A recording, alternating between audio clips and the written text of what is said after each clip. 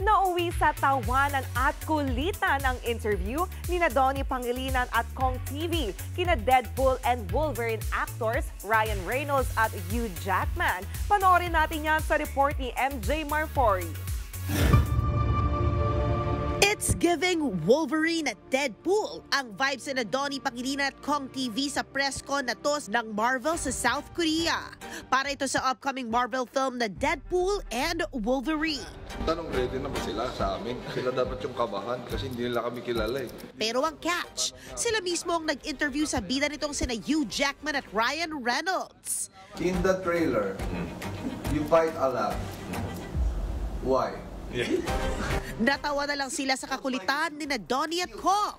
And I heard from you that you're a terrible father. Michelle, contain your client. Bukod sa kulitan moments, pinasilip din sa video ang ilang ganap sa event. Meron pang nag-cosplay as Deadpool and Wolverine. Pinagkaguluhan din sina Hugh at Ryan, pati sina Donnie at Kong. Iba rin! Ayan po, kakatapos na po ng fan event. Sobrang saya kasi nakita namin ulit yung best friends. Maraming salamat, syempre.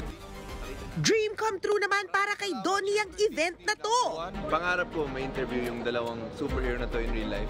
Mas pangarap ko na mag-interview sa kanila kasama tong gwapo na to. Showing na sa mga sinehan sa bansa simula July 24 ang Deadpool and Wolverine. Nagbabalita mula sa Frontline, MJ Marfori, News 5.